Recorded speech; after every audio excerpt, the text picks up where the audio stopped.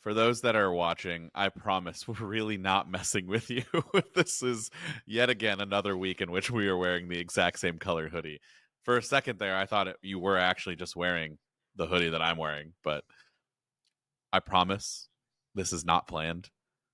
But maybe we should just start planning this for the future. So I that we think just actually have... going forward, we will need to coordinate this because this can't continue any longer. People don't You believe know us, what? Dan.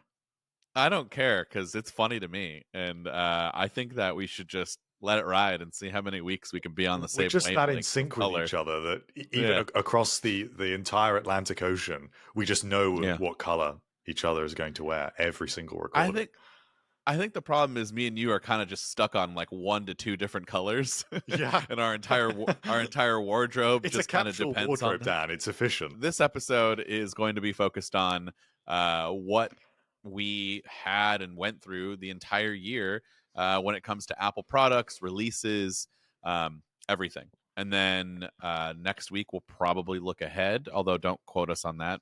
But then that's the last episode, and we will be taking a break until like mid-January. So just want to give everybody a little heads up there. Those are the plans. All right. So this was a pretty big year, whether or not people choose to believe it. And I feel like people don't think it's a big year because like one of the biggest products that came out wasn't really intended for everyone.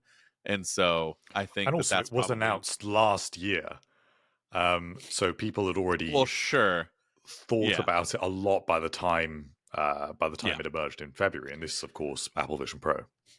Yes. So, I mean, that's a huge... I mean, anytime there's a completely new product like space that the company is diving into, that's a huge like year already. And so I know that people might not be thinking about it like that, but it really was. And so, yeah, in February, we didn't get anything in January. Let's just make sure before we go on. Nothing of substance that came out in No. January, correct? Okay. That was CES. Now we're fast forwarding to February. I was panicking on whether or not this was going to interfere with my trip. It did not. And I was able to bring to you lots of content on the Vision Pro. And it feels like an eternity. Like it feels like forever ago. So we got new Vision Pro. And I have had it since February. Hartley, you've been using it briefly on and off since it was available to you. You've tried it when we were all together in May. Let's start with your opinions and how you think the product is going so far. And I know we've talked about this a lot, so we don't have to spend a whole lot of time on it, but it is the biggest new product of 2024. And so, yeah. How are you feeling on Vision Pro this year? I already know how this is going to go, but I need to ask you. Well, as you know, I returned my unit because I found it quite disappointing, mainly in terms of comfort and actual just utility for doing productive day-to-day things. I was incredibly impressed by spatial video, spatialized photos as well, most recently in Vision OS 2. But to me, it wasn't quite there. And I know it's early days for the product line. And what I will say is that there is now far more content available for it than when it launched in February.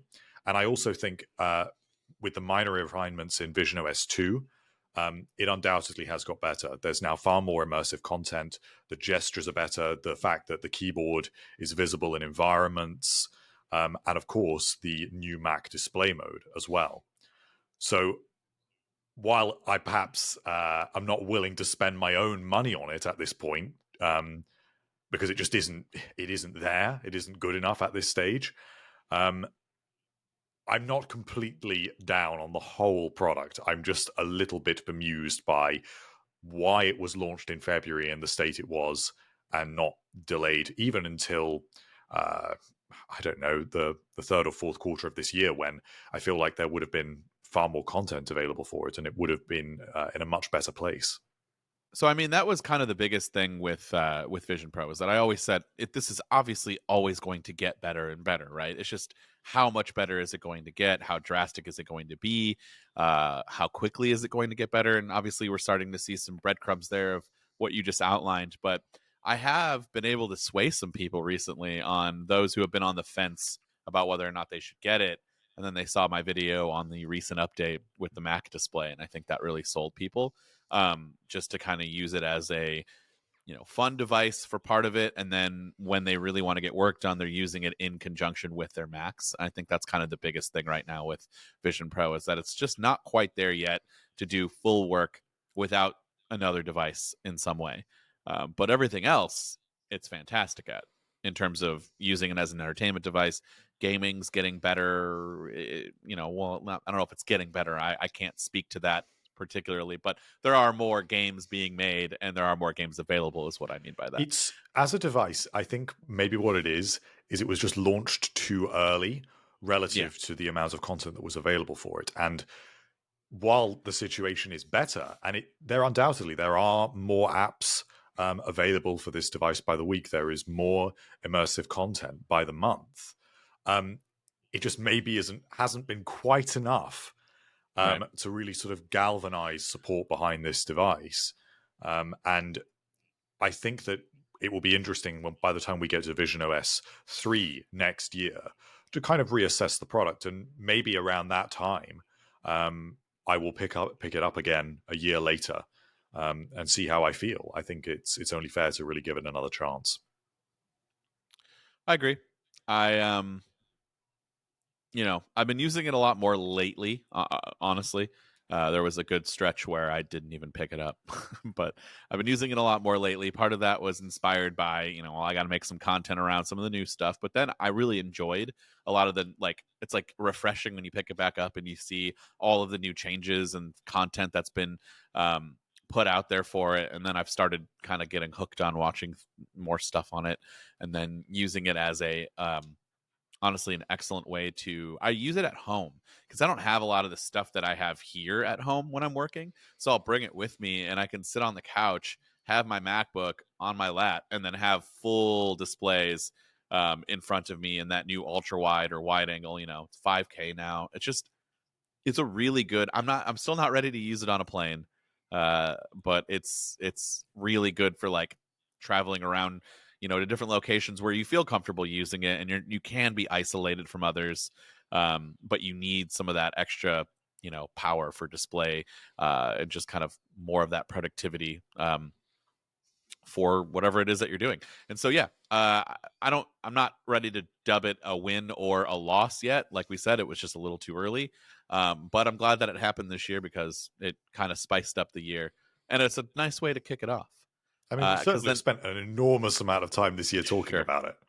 Hey guys, just want to take a quick break to let you know that this episode of the MacRumors Show is sponsored by Mando. It's official, the holidays are right around the corner, and if you're struggling to get your family, friends, or significant others a gift this holiday season, perhaps give them the gift of Mando. I mean, it's probably going to be a little awkward when you do because they're thinking that you think they smell, in which case they probably do, and this will be a really good gift to help with those nasty odors. I love the deo stick for the pits and the deodorant wipes for everywhere else while on the go and traveling. And if you're wondering what in the world is Mando, Mando was created by a doctor who saw firsthand how normal BO was being misdiagnosed and mistreated. It works for 72 hours straight, no matter what you're doing, whether it is holiday shopping or working overtime or sitting through a marathon of family dinners. It also comes in awesome scents like bourbon leather, Mount Fuji, Pro Sport, and Cloverwoods. Mando's starter pack is perfect for new customers or to secure some last minute stocking stuffers.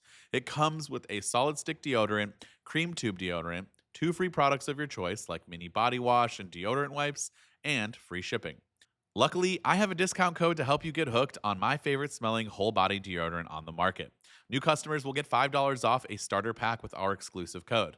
That equates to over 40% off your starter pack. Use code MAC, that's MAC, at shopmando.com. SHOPMANDO.com. Please support our show and tell them that we sent you. And don't forget to use our code at checkout. That's MAC. And don't let the meat sweats get you this holiday season because your family and friends will thank you. Which is why I'm going to move on to what came in next, which was in March. We got new 13 and 15-inch models of the MacBook Air powered by the M3 chip. Not nearly as exciting as a brand new product like the Vision Pro, but probably more exciting to the average user who was looking to update their laptops. Now you have a better option available. I still very much love the MacBook Air as a really good travel laptop. It can take care of a lot of things. I just had a conversation yesterday. Somebody asked me what kind of laptop they should get.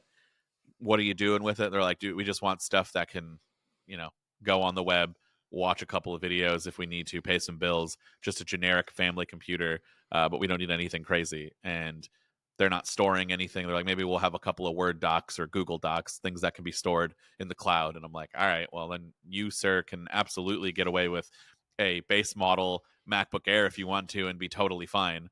And so, you just kind of have to know your audience when you're suggesting these things. But like, I still think it's the best computer for everyone. It's not the one that I would probably get in terms of like what's the lowest configuration machine, like non-pro style machine that I can get away with. I think it's probably the one that I would use. But like, even though it's a MacBook Pro, I think the 14-inch base model M4, which we'll talk about a little bit later, remind me that I have some thoughts on, but I think that might be the new winner for me personally. But for everyone else out there, if you don't need a lot of ports, that's the biggest thing. Like, I can recommend it to anyone, but it's the port situation that becomes a problem for a lot of others if you are going to need to plug into a lot of things. But if you don't, it's an excellent computer. How are your did you ever end up using it at all, or no? No, I've actually, the MacBook Air is the only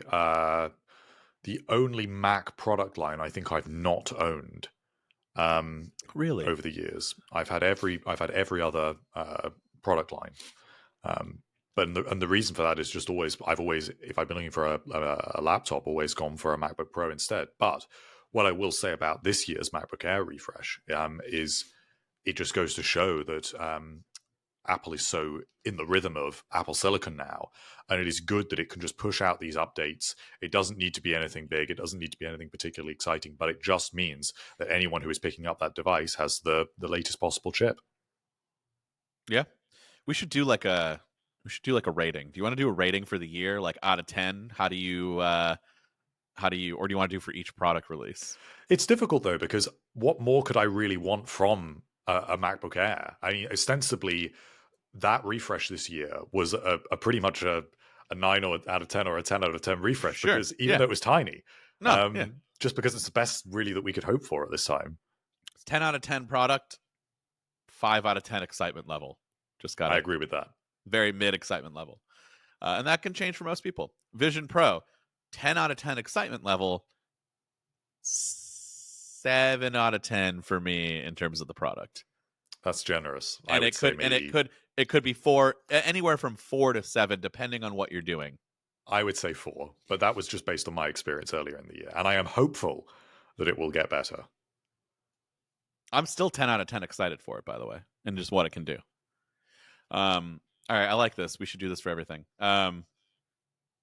Real quick though, because we I don't want to move on too fast from the MacBook Air, because I feel like that is a good computer for you. I don't want anyone to take this the wrong way when I say this, but like, you're writing articles, so I think it's between us. Like, we know that you don't need a crazy configuration. That's not saying you don't need improvements. Like, I'm not recommending the base model for you. I wouldn't do that, especially with how, power hungry Chrome tabs or Safari tabs could be. Like, you definitely need some good RAM and stuff. But like, I feel like if you beefed up a MacBook Air, could you not get away with that?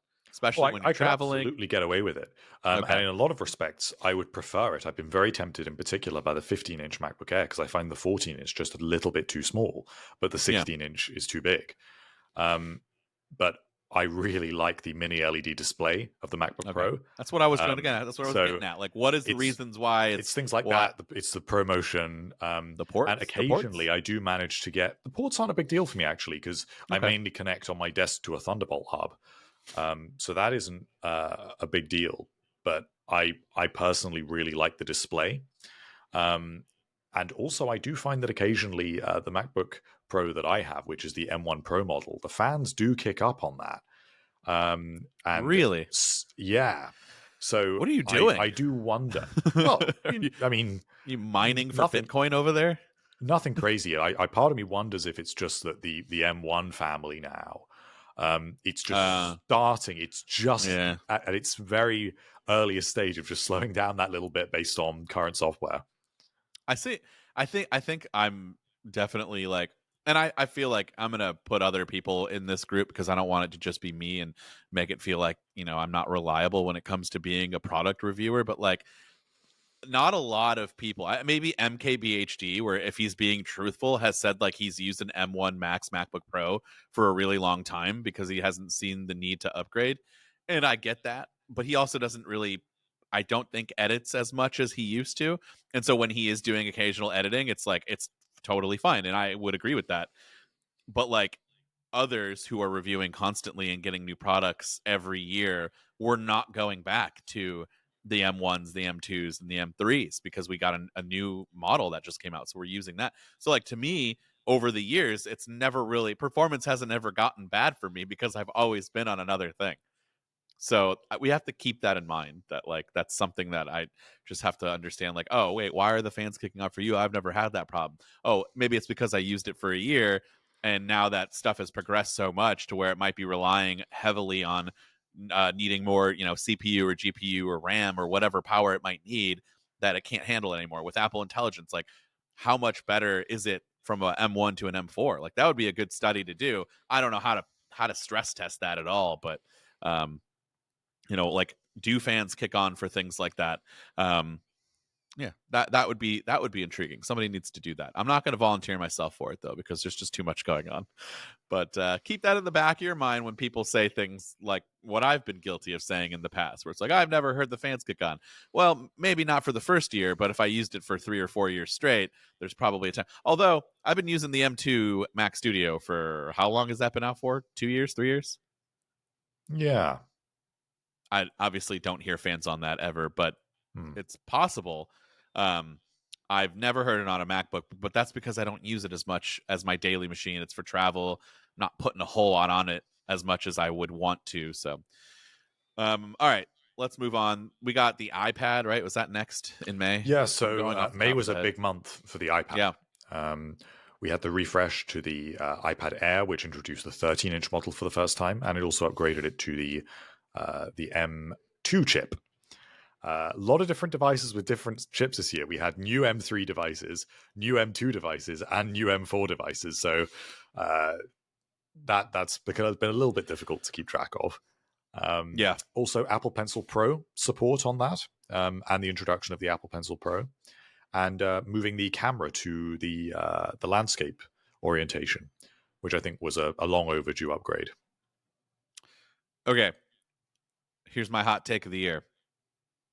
Best product,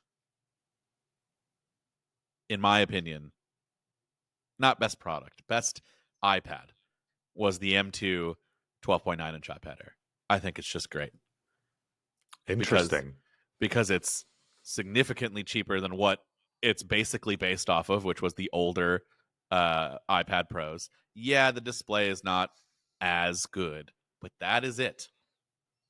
That's legitimately it. And to me, power is fine. Um, it's the size. I don't know why, but I use it at home all the time, and I think it's a fantastic iPad. I go from using an M4 iPad Pro, where the display is significantly better, in my opinion, but that's not as noticeable to me as like going from a MacBook Pro to a MacBook Air. Like, it just doesn't have the same effect on my brain of like, oh, this is not as good. This feels like an inferior product. And the whole point of this entire product is the display, because it's all that it is just a giant, screen. So, yeah, I don't know. I don't know what it is, but I really like it. I don't miss other iPads when I use it. That's basically the moral of that story. How do you feel about that? I can see why you think that. I think it definitely presents a really important option. Very similar to the MacBook Air with the 15-inch model. There are always those people that just need a little bit more display size, but they don't necessarily need more quote unquote pro specs along with that. I don't know if I'd say it was the best device of the year. I No, actually no, think, no, no, not device, iPad. I changed my mind. oh, okay, the best Yeah. iPad of the year, I would say obviously is the iPad Pro. But And like I'm thinking of like I'm thinking of like this is the one to but recommend to buy to everyone. I don't I don't know if I would agree with that, because I Okay. still think the the iPad 10 rather, is such a good Oh, dude, iPad. 279, Exactly. 279. Yeah, that's true. That actually is the one that I would encourage most people to buy. But also, But it, the reason why I would lean on the iPad Pro this year is because I think the iPad Pro is genuinely very impressive. I know that the software, there's still questions around really what this device should be. But I love my new iPad Pro. I use it way more yeah, on account of the thinner design, and it really does feel a lot more like cutting edge technology. It felt like a really worthwhile redesign with that OLED display, with the new keyboard as well. It's significantly nicer to use. You've got the function row on there, backlighting, and even just the admission that Apple made in removing the ultra wide camera. I quite like that in a way. I never used it, but it felt like I don't. Yeah, I don't. it felt like they were seriously looking at this device from the ground up of what should an iPad Pro even be. I mean, So I really enjoyed that. I'm not going to give Apple any praise for removing something, because No, someone but out there is pissed about this, and it, I it don't want to. I'm going to stick up for that man or female or whatever. Like, but I also can agree with probably a majority of the people and you, in which it doesn't matter. Like, hey, thanks for admitting that you don't need this. But like, at least they were able to beef up the other camera to make it to where you might not miss it as much. Yes, and you've got that new adaptive True Tone flash as well, so it's even better at document scanning, which I feel like Apple kind of, although the software maybe is not where we want it to be, but I'm at a point now with iPadOS where I don't even really know where I want it to be. I've just accepted the iPad for what it is. So when I really want to dive into my Apple Music library, I use my iPad. If I want to read Apple News, I use my iPad. If I ever want to have a device for when I'm traveling, it is the device that I reach for. And I have been really happy with it just for those things. Okay. So now I need to go back, because, sometimes you say things and you don't like. That's what the whole point of a podcast is. You say things, and some of it you don't always. It's just off the cuff. You don't plan what you were going to say. So I need to pull back. I'm not walking back what I said. I'm walking back on how I wanted to phrase it. Yes, the iPad Pro is the better iPad. We all know this. This is not. But the iPad Air, both sizes, I'm just going to say the 11 and the 13-inch size, or 12.9, whatever they're marketing it as, is the one that everyone should get, in my opinion, if you're someone who wants to use their iPad for like what all the things that you just said and a little more. If you're going to be using a keyboard with it, like while I do think the 10th generation iPad is a fantastic deal, and that if you're just somebody who's like, I need a tablet for my kids, I need a tablet for watching stuff and reading, then cool, yeah, get that. It's $279 right now, by the way. Go ahead and buy that. That's a steal. But if you're going to be using this for real work, and just when you travel, you maybe you're not bringing your laptop because you've got the Magic Keyboard. While I do agree that the Magic Keyboard that just got made for the new iPad Pro is fantastic and way better than the other one, it's still not enough. None of those are enough for me to where I'm like, damn, I really wish I brought my iPad Pro. I'm just, in my mind, I'm like, no, this is totally fine. I can get away with it. With that said, literally just traveled yesterday and was using my 11-inch iPad Pro with the new keyboard. It's fantastic. Nano texture, by the way, was also new this year. I love it on almost everything, by the way. It's almost on everything, right? It's on the iMac. It's on the MacBook Pro. It's on the iPad. It's on the Studio Display.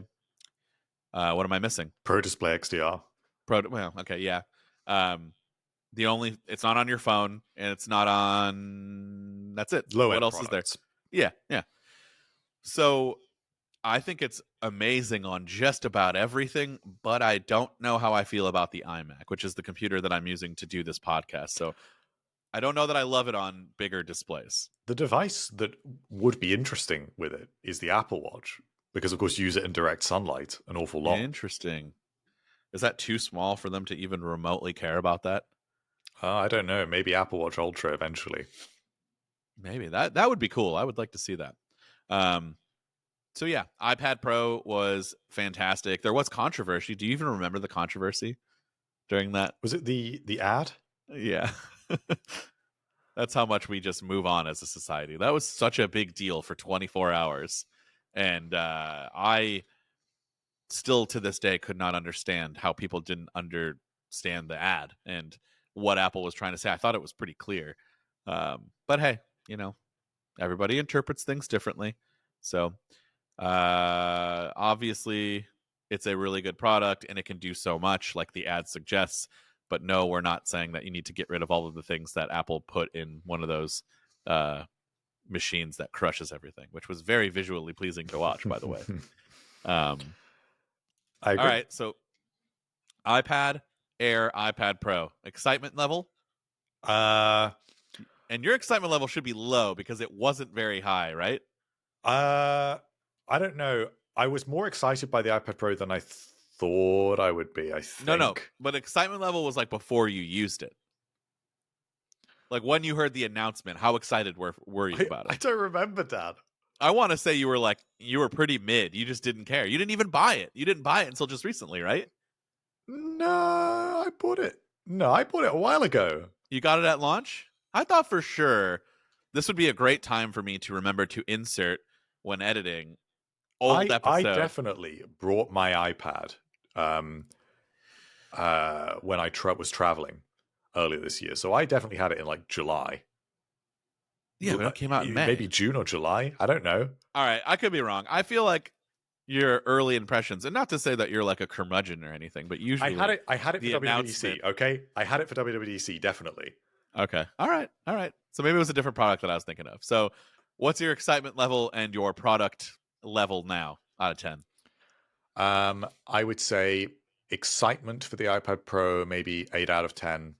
Oh, wow. And I think also I think it's a very solid product at this point. It's probably 8 or 9 out of 10.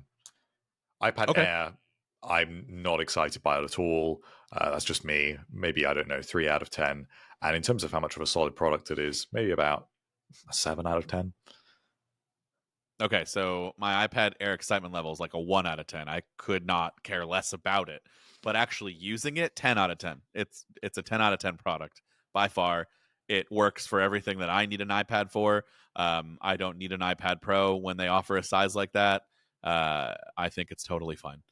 We didn't talk about Apple Pencil Pro. We can in a minute. iPad Pro.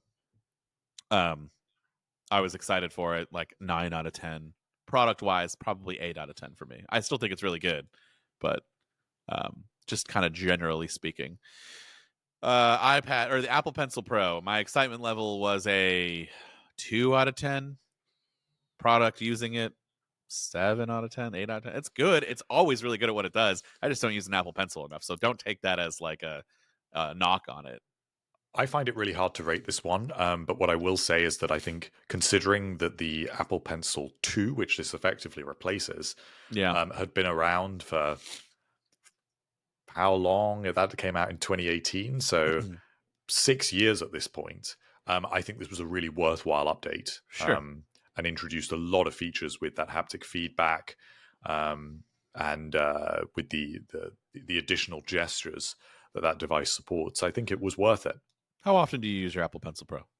Realistically, I don't own one, Dan. Exactly. So I don't even want to hear you talking down to me about the Apple Pencil Pro. I don't even want to hear it. I will get one eventually because it's good for like signing documents. Just use your finger. Just use your finger. Yeah, but it doesn't make as good of a signature. I guess that's $150 for you to sign a document once a year. I'll pick it up like next year on Black Friday or something. Listen, every time I pick up the Apple Pencil, in my mind, I'm like, oh, yeah, I've just become a designer, or I'm going to start writing notes. And then I put it back and I never see it again.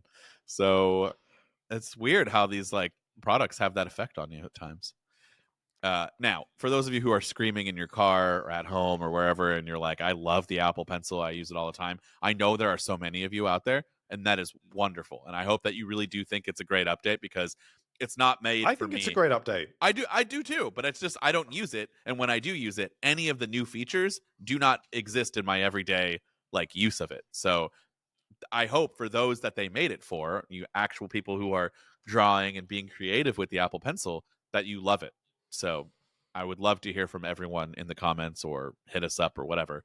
Let us know what you think about it. This episode of the MacRumors Show is also sponsored by SelectQuote. There are so many things in life that we just never get around to. Taking up that hobby, cleaning out the garage. You know, little things that don't really make huge differences in our lives.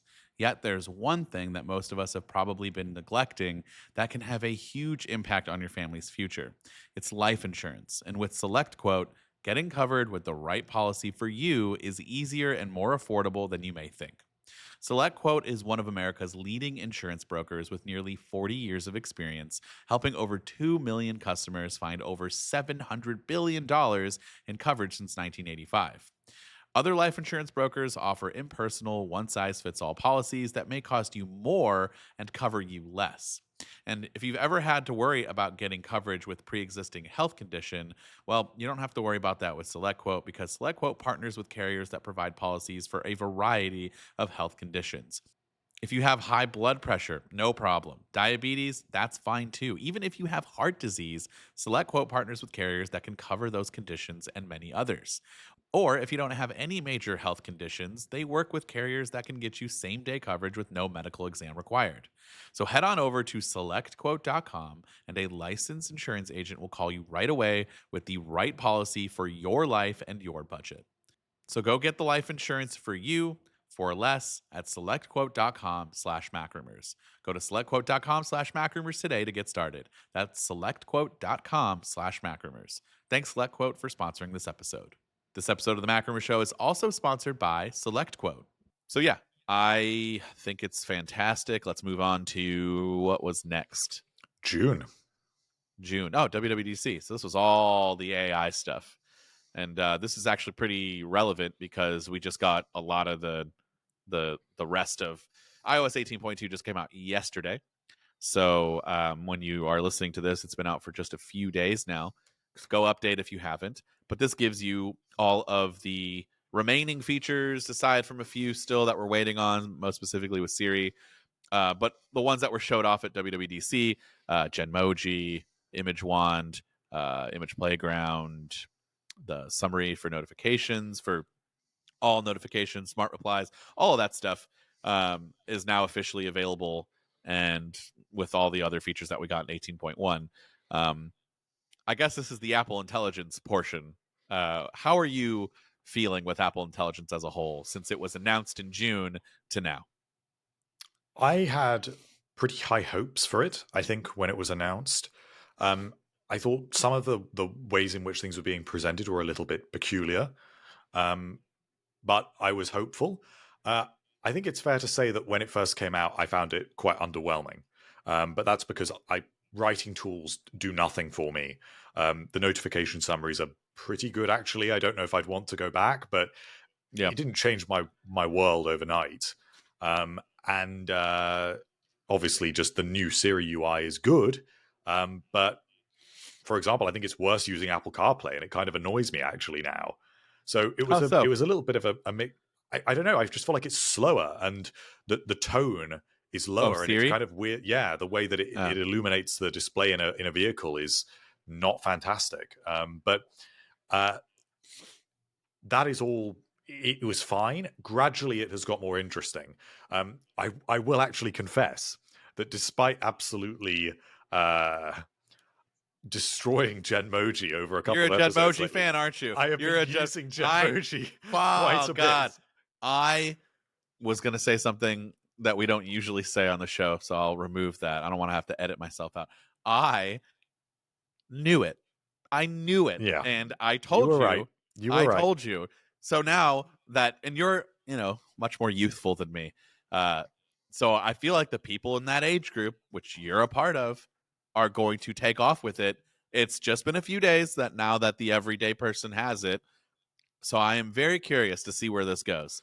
But I've had multiple people that have texted me literally right before this show. Someone texted me and said, I just updated. How do I get to Genmoji? That's all I care about. That was the first. And this person's my age. So just saying, I think people are going to really use it a lot. And I know people didn't like Image Playground as much. Yeah, I just think that it's going to be the biggest thing right now that people are going to use. And they're not even going to realize that it's technically an AI feature. So it doesn't even matter. It doesn't matter. It's better than I thought it would be in terms of actually being something I want to use. The other feature that I think we have to mention is ChatGPT integration in Siri, which is good and has actually been useful to me on the few occasions it works. The only time when it's been annoying is when I ask something and I want it to go through ChatGPT and I think it will understand that without me And it actually doesn't. asking it to ask ChatGPT, Yeah. and it doesn't. So I've had situations lately when I've asked Siri about nutritional information, and Siri will say, "I found this on the web," and I'm thinking, well, if you're doing that, you just need to ask ChatGPT. Can you ask Siri to ask ChatGPT? I've never done Yes, you that. can, but even Okay. that doesn't seem to work particularly consistently. Okay. So it's a mixed bag. Other times when like I've asked information about, I was asking about the runtime of a couple of movies. So I was saying, what's the runtime of this movie and that movie, and what would they be together? And it did that using ChatGPT, and it was perfect actually. So I've enjoyed Interesting. that, but overall, we're not there yet with Apple Intelligence. The real test is whether we actually get this sort of personalized experience that Yeah. Apple showed off in June, and that is as yet some time away. Um, yeah, I agree with all of that. I actually think writing tools is way more useful than you think it is. I just think that you have to kind of force yourself to use it for what you do on a regular basis, which is right. You write on a regular basis. Yeah, Does but this I does don't it find it useful to does it frustrate you because it's like cheating? It's like trying to make you a better no, writer when it you are doesn't. a And natural better writer? I think it's a really good feature for a lot of people, but it's not something that I feel a need to use. Hmm. But there's plenty of other Apple Intelligence features that I've enjoyed using. I mean, an underrated one actually, I think, is the new cleanup tool in Photos. I love it. I think it's a fantastic improvement over It, what was there before. it has gotten weirdly better, hasn't it? Like it started off and it was kind of a nightmare, but I feel like over time, maybe secretly, it's just getting updated and updated, and I feel like it's recognizing, what I want to remove and doing a better job at removing those objects. Am I going crazy, or is that for you the same thing? I don't know if I would say it's got better, but it absolutely is significantly better than what was there before. Well, we didn't really And have anything before. What was there? well, there Like was the there touch was a up? cleanup tool. There was a cleanup tool that I Okay. did occasionally use, but the way in which it now works is It wasn't the enormously same. different. Yeah. Um, Um, I just think with writing tools and adding ChatGPT in there now. So with 18.2, you can use ChatGPT within writing tools. So you can have it like, you wrote an article. Let's just say I decide tomorrow I'm going to start writing articles for the website instead of making videos. That would be a disaster from a grammatical standpoint on my end because I'm just not a writer. I'm a decent storyteller because that's what I do for writing scripts, and I know how to like lay out how I want to do that. But it would be terrible, and you guys would be really upset having to edit my articles. So we don't do that. We don't let Dan near the website. That's not what Dan's domain is. But I think it's better for somebody like me who maybe has to do that in a pinch one day. I can have it clean up, make it a little bit more of a professional tone, but then I can be more specific with ChatGPT's help and write in like, "Hey, use this tone and turn it into a poem if I wanted to be weird." I don't know, man. But like there's just so many things there. What I use it for now is like having it generate shot lists. So I write a script. I say, "Take what you've just read in the script and make a shot list based off of the B-roll that I would need for videos from MacRumors because it knows what MacRumors is on YouTube because it can pull from that information. So it's in theory, I don't know if it's how it's training itself, but it's like, okay, this is the type of shots you would usually use. Here are the B-roll shot lists, and then I can make that, and I know when I'm making a video that's a lot longer, I can get all the key points in there, and it happens in 30, not even a couple of seconds, and it would take me you know maybe 10 minutes or so at least to run through everything and pull out from each, like, okay, I need a shot of this. And so I don't know, just like I'm trying to find it more useful in my everyday work. So have you experienced anything where it would be more useful? You already use ChatGPT, right? yeah, occasionally it can be useful for sort of formatting lists and things like that. That would be a manual task that would take me just a long time on my Well, there you keyboard. go. So start using writing tools, man. It's right there for you. Can it do that? Yes. I mean, I'll have to try that then. But I Yeah. thought I didn't know it was capable of that. I mean, yeah. At first, it was capable of formatting lists and stuff based off of the pre-existing options, but now you can use chat like the way you would use ChatGPT. You can use it in that same way. Just enter it in the prompt. Huh. Yeah, I can see that now. I'm looking at it. I didn't know that Yeah, actually. yeah, Well, it's good to know. yeah. I think there's a lot more Apple Intelligence stuff generally that I need to dive into. I mean, even yesterday it emerged that it's not being called Apple Intelligence, but I suppose effectively it is that the HomePod now um, can accept natural language music requests. Um, you're never going to know that's there unless you actually look it up and consciously change the way that you talk to your HomePod. There's plenty of AI-based Yeah. features like that. I mean, the Apple Watch can do summary notifications, which is hilarious to me because, like, why couldn't everything do that then? You know, that really isn't. Well, although I guess is it? I don't really know. It is technically just mirroring your phone, so I guess it doesn't really need to, right? I don't know how that works, but I'm guessing that's what it's doing. I'm Is it not actually sure. processing on device? I think it might be. Well, that's true because if my phone isn't connected, but I'm Yeah. connected to Wi-Fi, it would still do it. Yeah. Yeah, so like kind of a lame thing there, Apple. Also, I often think about this. Do you think that if Apple didn't play into the AI stuff, right? Like Galaxy AI and Google AI or whatever they're calling it, and everyone started doing this. If Apple didn't say AI at all, like they used to say machine learning and all of the other buzzwords, but they didn't play into Apple Intelligence, but just came out with these features for 18.1 or just 18 at WWDC and said, hey, this year we're dramatically improving iOS 18 and just had AI features but didn't lay into it, do you think that we would be easier on it? Because I feel like people are pretty harsh on the AI features, saying that this isn't helpful, this isn't the future. I think that people would be less harsh on it in some sense, but also then people would be critical of saying, well, where's Apple's AI Yeah, tools? I agree. I think it would go both ways. So I don't Where think Apple can win either way, really. I think people would be like, this is an insane update. Look at all of these new features and changes, but where's Apple AI? And then Apple could be like, well, no, that is our AI stuff, but we just don't call it that because we're not falling into the. So I just think that's a good perspective for those of you out there who are thinking like, oh, this update sucks. There's not a lot. There's nothing different besides AI that I can't use on my phone. It's like, no, there's a ton of changes.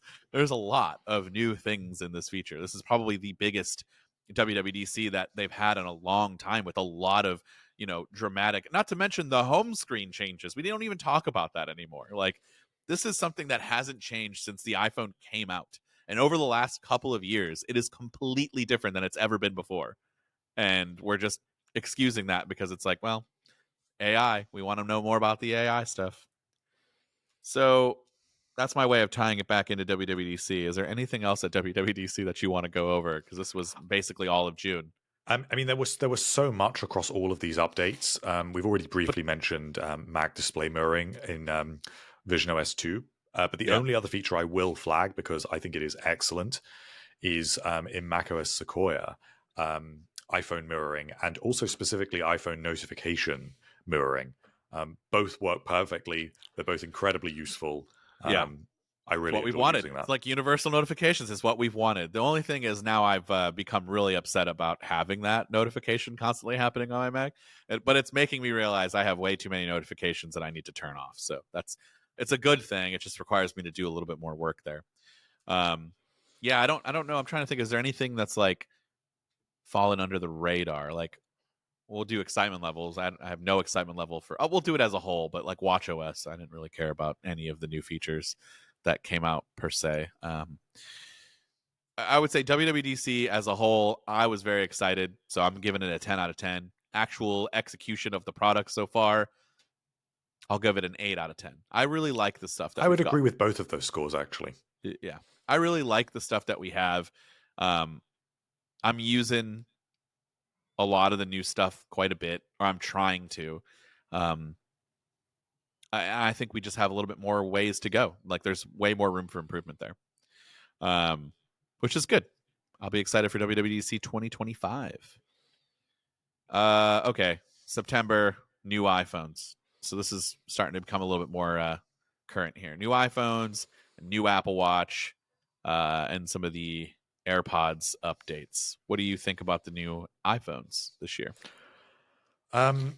I'm pretty down on the iPhone 16 lineup. Okay. I I personally, of course, I did buy an iPhone 16 Pro, upgrading from an iPhone 15 Pro, and as I mentioned a couple of episodes ago, I still maintain that was a worthwhile upgrade, but only for one reason, which is battery life. Nothing else has been worth it for me. Okay. But for the average user who maybe is coming from a 13 Pro or a 14 Pro, it's a decent enough annual upgrade. You've got that ultra wide now with a 48 megapixel camera. You've got the A18 Pro, which is a decent amount more powerful, actually. And if you're coming from a much older device that doesn't have Apple Intelligence, that will make a difference. And maybe most controversially or most obviously, looking at the devices physically, you've got the camera control on there, as well as larger displays and slimmer bezels, but that doesn't really functionally change anything. The camera control was probably the most significant thing, and I don't like the camera control. I think it is a pretty useless gimmick. Excuse me? Camera control is amazing at one thing: opening the camera app. I will give you that. I can't live without it. Actually, that's not true, because then I would just go back to using the action button to launch the camera. Or you could just swipe across on the lock screen. No, never. Ew. I've never done that. I have no need. You want to know how I used to do it before we had any of these buttons? It wasn't swiping across. It was pushing the toggle in the bottom right. Well, you have the choice of now. You have 8 different ways. You could configure both of those home screen buttons for the camera. You could swipe across to get to the camera, use the camera control, and use the action button. So, whichever you feel like in the moment. There are more ways to do that than there are other functions that are probably more important. Yeah. It's just, you want to open a camera app, choose your poison. There's a million different ways to do it. That's good. Yeah, I mean, I don't have anything really to say on the iPhone 16. To me, it just feels like another iPhone 15 Pro. It's a the battery life is 15S, significant. It's a significantly better in battery life. I will agree with you. The bigger upgrade is for the standard models, I think. The new camera array on the back definitely looks nicer. You've got spatial video capture. It definitely is feeling like a little bit more of a pro device. And considering that none of the previous versions had Apple Intelligence, the fact that it now does is a pretty noteworthy upgrade. Yeah, I agree. So I have one thing that I want to ask, and I don't know if this is a hardware or software thing, but I used to use low power mode quite a bit on my iPhone 15, 14. Whenever I was traveling, for some reason, I just think a combination of like all the apps that I have open, the maps, location, access, just using my phone a little bit more because I'm waiting to, take off on a plane or whatever, my battery just gets drained quickly. So I found that low power mode helps. It's just cutting off a lot of the things that are running in the background that I maybe don't need. But I have used low power mode now on the iPhone 16 only when I have it set to turn on automatically so that my battery doesn't, get drained up quickly, which is usually around like 20 or 30%. I have found it completely unusable. Like, my phone is horrible, lagging like crazy. I can't type. It's not good. And I don't know if this is a hardware thing or if this is a software thing, because I've only experienced this with this new 16 Pro Max. That is not my experience. Okay, so then it must be something on my end that I just don't know why, but like, it's mostly just typing. Like, it's just so slow and delayed. And I actually honestly found that whenever my phone's getting kind of hot and it's like the performance is dipping a little bit, have you not noticed that at all? Like, you're just typing and it's just so delayed. And I mean, it's not super delayed, but low power mode will do things a little bit like that. So it will reduce it drops it down from 60 hertz, from 120 hertz to 60 hertz. And that's what I'm trying to get at. It disables certain cores on the chip, so you're running a chip that is it drops down to like a 2-core chip, and I think it's only the efficiency cores. So that's what I'm trying to say is, like, were the efficiency cores better on the other models compared to this? Because like, I don't think so. I don't think that so must just either, be a software thing. Is it just a me thing? Like, I'm not lying. I'm not making this up. But like, the only time I ever have performance like miscues and things that are not ideal is whenever I turn on low power mode, I'm like, this sucks. Like I cannot use this phone anymore. I'm going crazy. Just for typing and stuff. Like anything else is fine, but if I'm trying to type out a really long message, I'm making so many more errors because the phone and the keyboard can't keep up for some weird reason, and it's just falling behind too much. So if that's anyone else's experience, is the reason why I brought this up. I would like to hear from you. Otherwise, it's just me, and maybe I'll get a different phone or something. I don't know. We'll see. Apple Watch. I'm gonna go ahead and say, oh wait. iPhone excitement level. I was not excited. I mean, I was 7 out of 10 for me. And I would agree. I was a 7 out of 10 excitement, and execution I was actively quite disappointed. So I'd say maybe a 3 out of 10. I'll say 5. I say it's mid. I think the camera control is actually really quite bad. I can't hate on it because it's just an easier, convenient way for me to open the camera app. And that's all I ever really wanted, which they could have just put in the power button, like every other Android phone in the world, and I would have been so happy. But yeah, I don't know. I'm going to go with 5 out of 10 for me. Okay. Apple Watch. Let's start with your rating and then go into why. I was do the Series 10. Do the Series 10. The Ultra is worthless. We don't need to go through that. It was not an upgrade. 6 out of 10 for excitement, and maybe a 7 out of 10 for execution, because I really do like the new design. I know the bezels are thicker around the display, but I prefer the aspect ratio, and it is significantly thinner and lighter. I even quite like the switch to titanium from stainless steel. And while it's not more powerful, there's not any radical new health features on there really, other than sleep apnea detection. But of course, that also comes to the Series 9 and the Apple Watch Ultra 2. I think it is a decent Apple Watch upgrade when you consider just how small Apple Watch upgrades have been in recent years. I agree with you. I was like a 0 out of 10 for excitement levels for either one of them. I did not care. Like it did nothing for me.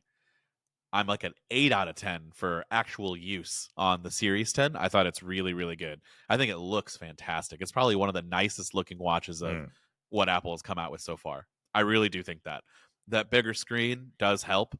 The way, it's not a major redesign like you said, but I do think it's really, really good. And obviously the same for the Apple Watch Ultra 2. It didn't really get an update, but it did get a new color. 10 out of 10 for the new color. Absolutely love the new color. But how do you feel about the watch band? The new Milanese loop. Don't like it. Interestingly, I had a closer look at it in an Apple store. I think it was last weekend, and I actually didn't like it very much either. I thought it felt quite cheap because where the titanium is so light, it almost felt like plastic, and I know it isn't. Yeah. But I just didn't love it. I don't mind the like look and feel. I don't like the way you put it on. I think it's really hard to get like on and off, and that bothers me. But yeah, I mean, it's nothing else really caught my interest this year for Apple Watch. It's okay to say that it's got it wasn't a good year in terms of like excitement, but I do think that they executed quite well on the Series 10 in my opinion. And I think that this design gives them the room to expand that display over time without actually changing the casing size, or meaning that there are different bands required. They kept that smaller size around. They've carried forward band compatibility. And this next year, if we get maybe, I don't know, a large display and we get hypertension detection, we get a faster chip, and maybe a couple of other things, that actually is looking like a pretty good upgrade for someone maybe coming from a Series 8 or Series 9. Yeah, I agree. All right, let's just lump these last ones in together because this is a long episode for us who said we were going to start cutting down the length of episodes. iPad mini. Decent upgrade. Nothing exciting. Overdue, maybe. Yes, I would say 10 out of 10 execution for the upgrades that we needed. Like, if you are an older iPad user, obviously, if you don't have the iPad mini from the 6th, or if you have the 5th or 4th, what are you doing? Please upgrade. You'll be very happy. But like, it's a good iPad. It's in line with everything else now in terms of capability and features. So, yeah, if you want that smaller size, I think you'll be happy. But excitement level, it is what it is. I use it a lot more. I think it's really good. Oh, really? Yeah, I do use it for travel a lot when I'm carrying like a lot more stuff and I need to limit the size, of my bag, I will throw it in there and it's just fine. And I use it in bed for reading. I'm trying to do that a little bit more. Max, we got AirPods? the M4. AirPods? AirPods. AirPods Max 2, not worth talking about. Yep. Sorry guys, I hate to say it. Disappointment level probably the highest for that one. Yeah. AirPods 4, excellent. Yep. You should buy them. You will Very not be solid disappointed. device. One of the best releases of the year. Yeah, if you're in a quiet environment all the time, congratulations on all of your success. You can get the regular ones for significantly cheaper, and save some money. So, but everyone else who's like, oh, I'm probably going to use this in a lot of situations. I'm using them right now. My heat here is terrible, and it has to run constantly when it's 14 degrees out like it is right now. So it's really loud. I can't hear it at all. So the ANC is quite good, and I think you'll be happy. And for those of you who are like, it's not as good as the AirPods Pro, you're right. And so you should still get those. And they came out with hearing features, and I really like it. I used it at a few concerts. I don't know that I could go back now to not having something in my ears during these concerts. Whether or not I go to like traditional earplugs is one thing, but like they work really well at concerts for the adaptive, transparency mode there. What do you think? I agree. As I say, I think they're one of the best products of the year. I think they do pretty much everything that we could reasonably expect from what are ultimately an entry-level device. And bringing active noise cancellation to that open-ear design is really good. I think my only criticism is the loss of support for MagSafe chargers. Yeah, it is a little weird. But other than that, I really can't complain. I think they are, at their price point, I think they're an outstanding device. And especially as the price will come down over the next couple of years, I put that up there with probably the iPad Pros this year. I think the loss of Mac. I think the loss of MagSafe though affects like 3 people in the world who that's true. I mean, weirdly charge their, like if they have like the vertical dock and they magnetically lock it. That's how I end up. I was just about to say the 3 people in the world, you probably being one of them, since you brought it up. But everyone else is probably putting it. Maybe it's a MagSafe charger, but it's probably flat on the ground. So obviously it'll still charge. It just won't be via MagSafe capability. It'll just be Qi wireless, which is fine. Who cares? Except for you and the 3 people. Thank you. We do care about you. I'm not trying to dismiss it per se. I'm just saying it's not a huge thing. Yeah, I agree. I think the AirPods 4, and I'm not going out on any limb here, but I think it's the AirPods that everyone should buy if you're looking to get into them and you don't want to spend AirPods Pro money. But also AirPods Pro too go for like nothing these days compared to what they were retailed for originally. You can find them so cheap. So yeah, just kind of depends on what fit and style works best for you. And then the MacBooks and iMacs and Mac Mini. I don't know. I think the 10 out of 10 excitement level for the Mac Mini. I was pretty excited. I don't know. Actually, that's not correct. I was not excited for these ahead of time. I think that it was like a 3 out of 10 excitement. But I think execution for all of these devices, even the iMac, is like a 9 out of 10. I think they are all excellent. I think that even we all talk about the Mac Mini because of this redesign, which is really good. But the updates to the MacBook Pro and the iMac, getting that 12 megapixel camera with center stage and desk view, nano texture display options, improved external display support, and even with the entry-level M4 version, getting that extra port, getting the space black color option. I think that they are probably the best updates that these designs have had since they debuted. Dude, I have to tell you, I thought in the M3 we already had this camera, to be quite honest with you. I don't take a lot of video calls, but when I do, I thought for sure we already had this, and obviously we didn't. Holy cow, is the camera so much better in quality between last year's version and this one with center stage and everything. Like, it's significantly more noticeable. The iMac here looks way better. I mean, I'm not using the iMac right now, but the actual front-facing camera looks really good. Way better than the studio display in that regards too. Like, which also got a nice camera at the time. We were like, oh wow, this is a good camera. Like, I didn't realize that it was that dramatic of a difference, but that really does help. So Yeah, you're right. I think the Mac Mini is just exciting as a like the future kind of thing. Like something that small can be that Yeah. powerful and good. I mean, that also is fantastic. I think it is an excellent device. Yeah, I just think that the other updates are a little bit underrated. But all in I agree. all, as three Mac updates go, I think they're outstanding. And this is And I think you'd be very happy buying any of them. where I'm going to say what I wanted to say earlier. Apple just sent me, so thank you, Apple. This is not a sponsor, and they don't sponsor anything. You guys know this by now. Definitely not sponsoring anything we're doing. But they sent me a M4 MacBook base model to check out, and because I was just interested. Like we personally bought our own M4 Max version, and I gotta say, the M4 base model MacBook Pro is so good that I think that is the like if you're on the fence between a 15-inch iMac or a 15-inch MacBook Air or a MacBook Pro and you're like I don't know which one to get, just get the MacBook Pro. As Hartley said before, the display is significantly better with having ProMotion and having just the mini LED there. It's a lot better.